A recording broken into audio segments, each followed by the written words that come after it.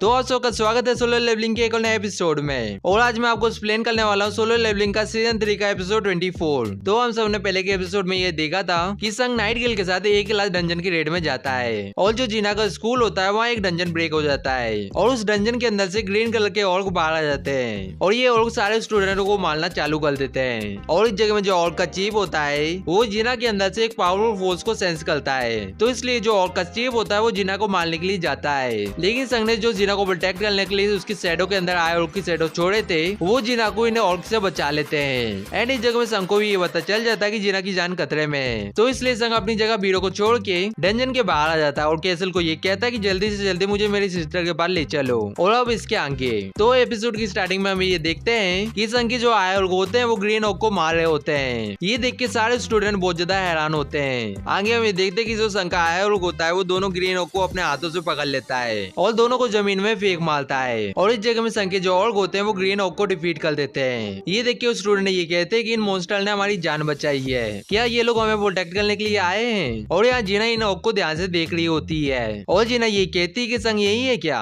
And जीना संग को आवाज लगाते हुए आगे जाने लगती है, लेकिन यहाँ जो आए ऑर्क है वो जीना को रोक लेता है और जीना को उंगली दिखा के गेट की तरफ देखने के लिए कहता है। और जीना ये देखती है कि उस तरफ से और ग्रीन ऑर्क आ रहे होते हैं। इसके बाद यहाँ से सीन शिफ्ट होता है और हमें डंजन के बॉस के पास ले जाया जाता है और यहाँ एक और डंजन के बॉस को ये बताता है कि जो फाइनल बैंड था वो आ चुका है। और ये जानने के बाद डंजन का बॉस ये कहता है कि मेरा नाम ग्रेक्टर है और जो रेड ब्लेड ट्राइब है मैं उसका चीफ हूँ, तो इसलिए मुझे कोई भी नहीं रोक सकता है। लेकिन यहाँ एक ग्रीन ऑर्क ग्रेक्टर को ये बताता है कि ग्रेक्टर जो आए ऑर्क के वॉरियर है वो इंसानों की मदद कर रहे हैं। ग्रेक्टर ये पूछता है कि वो कितने ऑर्क हैं और ये ग्रीन ऑर्क ये बताता है कि सर वो 3 ऑर्क है। ये सुन के ग्रेक्टर को बहुत ज्यादा गुस्सा आ जाता है और कहता है कि जो हमारे ट्राइब के ग्रेट वॉरियर है वो 3 आए ऑर्क को संभाल नहीं पा रहे हैं और ये कितनी निराशा की बात है। इसके बाद ग्रेक्टर अपने वेपन को उठाते हुए कहता है कि मुझे उस जगह का रास्ता दिखाओ। और यहाँ ग्रेक्टर ये भी कहता है कि उन्हें खत्म करने का टाइम हो चुका है। और इसके बाद यहाँ से सीन शिफ्ट होता है और हमें बूसर सिटी के डंजन के अंदर ले जाया जाता है। एंड डंजन के अंदर हम ये देखते हैं कि सारे एंड हर जगह घूम रही होती है और ये सब देख के एक अंडर मनी मन कहता है कि मैं यहाँ से बाहर जाना चाहता हूँ, क्योंकि ये अचानक से हमारे दुश्मन भी बन सकते हैं। और यहाँ जंग उल्टा मिस्टर पार्क को आवाज लगाता है, लेकिन इस जगह में मिस्टर पार्क मनी मन कहते हैं कि हम इस जगह में हार नहीं मान सकते और अगर हमने हार मान ली तो जो रिपोर्टर बाहर वेट कर रहे हैं उन्हें मौका मिल जाएगा। और हम लोग इस रेड को इसलिए नहीं रोक सकते क्योंकि हम कुछ समन बीच से डरे हुए हैं, हमें ये करना होगा।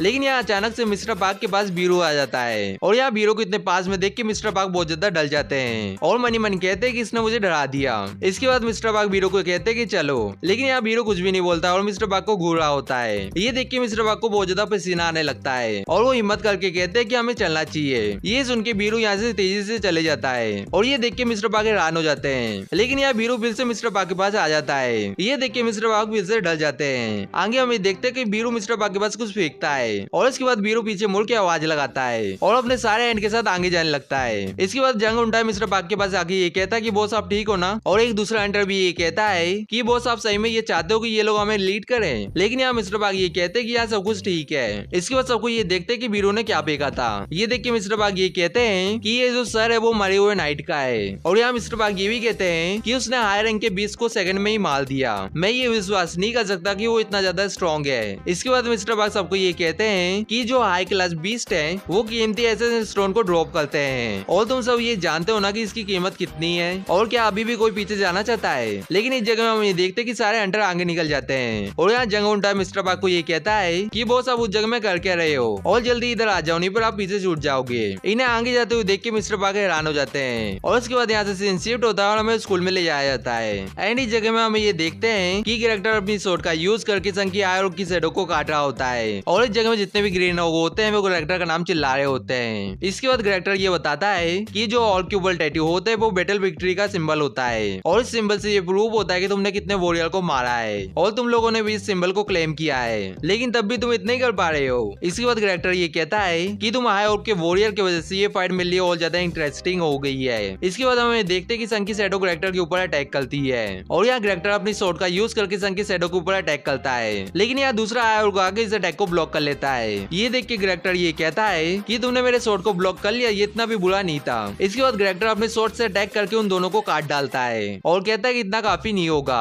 आगे हमें देखते कि जो आयोग की शैडो होती है वो डिस्ट्रॉय हो जाती है, लेकिन यहाँ जो संख्या आया और वो संख्या मारने की वजह से रीजनरेट हो रहे होते हैं। ये देख के कैरेक्टर ये कहता है कि ये लोग एक स्पेल के अंदर है क्या। इसके बाद कैरेक्टर ये कहता है कि इससे फर्क नहीं पड़ता कि मैंने कितने बार काटूं और ऐसा करने से कोई भी फर्क नहीं पड़ रहा है। इसके बाद कैरेक्टर मन ही मन कहता है कि मुझे जरूरत पड़ी तो मैं इन्हें 1000 बार मार सकता हूँ, लेकिन मेरे दिमाग के अंदर मुझे बार बार इंसानों को मारने की आवाज सुनाई दे रही है और ये चीज टाइम के साथ और ज्यादा खराब होती जा रही है, तो इसलिए मुझे इस चीज को जल्दी खत्म करना होगा। और अगर ये लोग स्पेल के जरिए कंट्रोल हो रहे हैं तो मुझे उस सोल्जर को मारना होगा जिसने भी इस स्पेल को कास्ट किया है। इसके बाद कैरेक्टर जीना की तरफ देखते हुए कहता है कि ये लड़की वो तुम हो ना। इसके बाद कैरेक्टर अपने लोगों को ये बताता है कि ये जो हाई ऑर्ग है वो रीजनरेशन के टाइम में पावरलेस है। आगे हम देखते कि ग्रीन ऑर्ग हाई ऑर्ग के ऊपर अटैक कर देते हैं और यहाँ कैरेक्टर ये भी कहता है कि इनके ऊपर अटैक करते रहो। आगे हम ये देखते कि जो संख्या ऑर्ग आर्मी होती है उन्हें ग्रीन ऑर्ग लगातार स्टैप कर रहे होते हैं अपने वेपन से और इस जगह में सोंगी चिल्लाते हुए ये कहती है कि जीना ध्यान दो, लेकिन इस जगह में हम ये देखते हैं कि कैरेक्टर जीना को पकड़ लेता है और जीना को ये कहता है कि तुम ये सब कर रही थी ना, मैं साफ साफ ये सेंस कर सकता हूँ कि तुम पावरफुल मैजिक को पोजेस करती हो। और यहाँ कैरेक्टर जीना के फेस को दबाते हुए कहता है कि डाई, लेकिन इस जगह में कैरेक्टर की चीज इसको नोटिस करता है और इस जगह में हम देखते हैं कि संग स्कूल के एकदम पास में आ जाता है और यहाँ कैरेक्टर के हाथ कांप रहे होते हैं और वो जीना को छोड़ देता है और यहाँ संग तेजी से केजल के साथ स्कूल की तरफ आ रहा होता है। एंड इस जगह में सोंगी जीना के पास आके ये कहती है कि जीना तुम ठीक हो ना। आगे हमें देखते हैं कि कैरेक्टर विंडो की तरफ देख रहा होता है और कांपते हुए कहता है कि कोई खतरनाक चीज हमारी तरफ आ रही है। इसके बाद कैरेक्टर चिल्लाते हुए कहता है कि सबको वापस चलो, लेकिन इस जगह में अचानक से बहुत बड़ा धमाका होता है और इस जगह में जीना खांस रही होती है। आगे हमें देखते हैं कि संग जीना के सर में हाथ रख के कहता है कि अब तुम पूरी तरह से सेफ हो और इस जगह में हमें ये देखते हैं कि कैरेक्टर एकदम पीछे आ जाता है और यहाँ हम देखते हैं कि पीछे का पूरा एरिया टूटा हुआ होता है। एंड इसके बाद यहाँ संग खड़ा होता है और यहाँ कैरेक्टर संग को देख के ये कहता है कि मेरा नाम है कैरेक्टर और मैं चीफ हूँ रेड ब्लेड का, लेकिन यहाँ संग कैरेक्टर की तरफ उंगली दिखाते हुए कहता है कि अपना मुंह अंदर रखो और उस जगह में इंतजार करो। इसके बाद हम ये देखते हैं कि जीना संग को गले लगा लेती है और रोने लगती है। संग जीना को कहता है कि मुझे माफ कर देना लेट आने के लिए, लेकिन अब तुम एकदम सुरक्षित हो। इसके बाद संग सारे स्टूडेंट से ये पूछता है कि तुम सब ठीक हो ना। ये सुनने के बाद सारे स्टूडेंट ये कहते हैं कि हम एकदम ठीक है और इसके बाद संग सोंगी से ये कहता है कि सोंगी तुम ठीक हो। सोंगी कहती है कि मैं ठीक हूँ। इसके बाद सोंगी मनी मन कहती है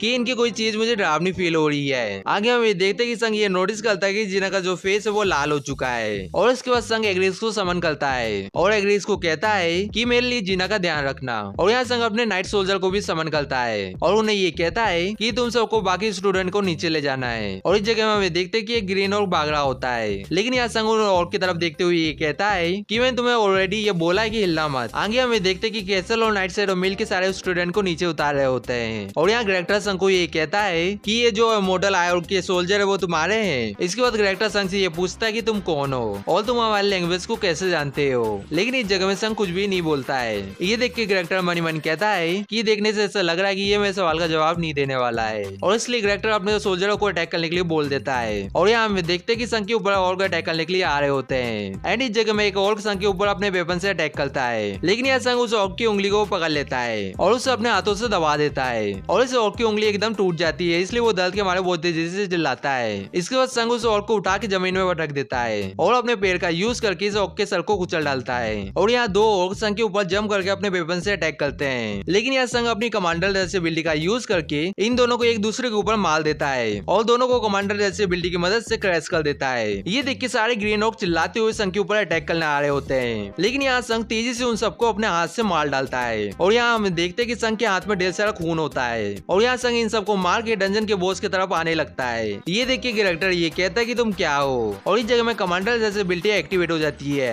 एंड संग कैरेक्टर के मुंह को पकड़ लेता है और तेजी से दीवार में दे मारता है और इस जगह में संग खिड़की में से ये देखता है कि जो स्टूडेंट है उनकी बॉडी बाहर पड़ी है। इसके बाद संग कैरेक्टर को ये कहता है कि क्यों तुम लोग इंसानों को मारने के लिए इतने आगे तक जा रहे हो। कैरेक्टर कहता है कि हमें हमारे दिमाग के अंदर हमें एक वॉइस सुनाई देती है जो इंसानों को मारने के लिए बोलती है। ये सुन के संग ये कहता है कि वो जो वॉइस है वो मेरे बारे में क्या कहती है, क्या वो तुम्हें मुझे भी मारने के लिए बोलती है। ये सुन के कैरेक्टर ये कहता है कि प्लीज मुझे माफ कर दो, लेकिन यह संग बहुत ज्यादा गुस्से में जाता है और ये कहता है कि मेरे सवाल का जवाब दो, क्या तुम्हें जब वॉइस सुनाई देती है जब तुम मुझे देखते हो। लेकिन यहाँ हम देखते हैं कि कैरेक्टर के आंख से आंसू आने लगते हैं। आगे हम ये देखते हैं कि संग अपने डैगर को बाहर निकालता है और कहता है कि ऐसी बात है, तुम भी मुझे इंसान कंसिडर नहीं करते हो। वेल, अब कोई फर्क नहीं पड़ता, मैं तुम्हें माफ करता हूँ, लेकिन तुम गलत मत समझना। इसका मतलब ये नहीं है कि मैं तुम्हें इतनी आसानी से यहाँ से जाने दूंगा। और उसके बाद यहाँ से शिफ्ट होता है और हमें भूषण सिटी के डंजन के पास ले जाया जाता है। एंड डंजन के अंदर हम देखते हैं कि इरेम एक बॉडी को खींच रही होती है और कहती है कि तुम्हें ये पता भी है कि ये कितना ज्यादा कीमती है। आगे हमें देखते हैं कि यहाँ एंड एक बॉडी को खा रहा होता है और यहाँ इरेम उस बॉडी को खींच रही होती है और कहती है कि ये जो वैम्पायर की बॉडी है वो बहुत ज्यादा कीमती है। लेकिन यहाँ एंड इरेम को एक स्लाइस मार देता है जिसकी वजह से इरेम बॉडी को छोड़ देती है और जो ये एंड होता है वो उस बॉडी को पूरा खा जाता है। ये देख के इरेम बहुत ज्यादा निराश हो जाती है। आगे हमें देखते हैं कि जगह में बीरू आ जाता है और उस एंड को चिल्लाता है और यहाँ बीरू से डर के वो एंड एकदम पीछे चल जाता है और यहाँ बीरू अपने मैजिक का यूज करके इरेम को हील कर देता है। इसके लिए इरेम बीरू को थैंक यू कहती है और मनी मनी कहती है कि ये हीलिंग मैजिक का यूज कर सकता है और यहाँ बीरू इरेम को हील करके आगे जाने लगता है। ये देख के इरेम मनी मनी ये कहती है कि ऐसा कैसा हो सकता है कि एक समन बीस मुझसे भी अच्छा है हीलिंग मैजिक में। आगे हमें देखते हैं कि ये लोग डंजन के बॉस के चैम्बर में पहुंच जाते हैं और इस जगह में हमें डंजन का बॉस दिखाया जाता है एंड इस जगह में डंजन के बॉस के नाइट भी होते हैं। डंजन के बॉस को देख के एक अंडर ये कहता है कि ये कोई बकवास है क्या, ये जो डंजन का बॉस है वो एक आर्क लीच है। और इसके पीछे वाला अंडर भी ये कहता है कि उसके साथ 10 अनडेड नाइट भी है। ये देख के मिस्टर पार्क मनी मन कहते हैं कि डंजन के अंदर अलग अलग तरीके के बॉस होते हैं, लेकिन गोल्डन ड्रैगन इंसिडेंट के बाद से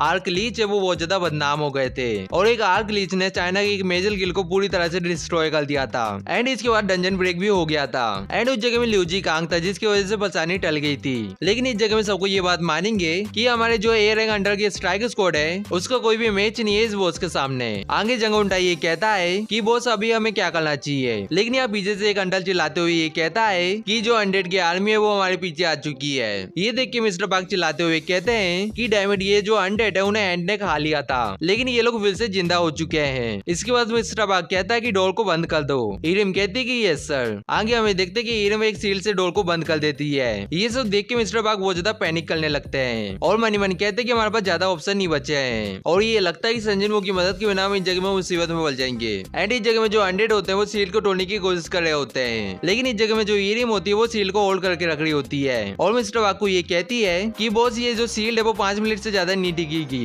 ये सब देख के मिस्टर पार्क को कुछ भी समझ नहीं आ रहा होता है, लेकिन इस जगह में मिस्टर पार्क ये देखते हैं कि बीरू इस जगह में अचानक से चिल्लाता है और सीधा डंजन के बॉस की तरफ जाने लगता है। बीरू को देख के डंजन का बॉस ये कहता है कि तुम शैडो आर्मी हो, लेकिन क्यों किंग की पर्सनल आर्मी हमारे ऊपर अटैक कर रही है। ये सुन के बीरू हंसने लगता है और डंजन के बॉस को ये कहता है कि किंग ने तुम्हें नहीं हमें सुना है। ये सुनने के बाद डंजन का बॉस ये कहता है कि ऐसा होना इम्पॉसिबल है, मैं खुद जाके किंग से बात करूंगा। लेकिन यहाँ बीरू तेजी से डंजन के बॉस के पास आ जाता है और उसके ऊपर अटैक कर देता है। इसके बाद बीरू ये कहता है कि तुम्हारे पास बहुत सारी चीजें हैं बोलने के लिए, जबकि तुम यहाँ मरने वाले हो। और ये एपिसोड यहीं पे खत्म होता है। और अभी तक आपने वीडियो को लाइक नहीं किया तो वीडियो को लाइक करके चैनल को सब्सक्राइब कर लो। और आज के लिए इतने, और हम मिलेंगे किसी नेक्स्ट वीडियो में। सायोनारा।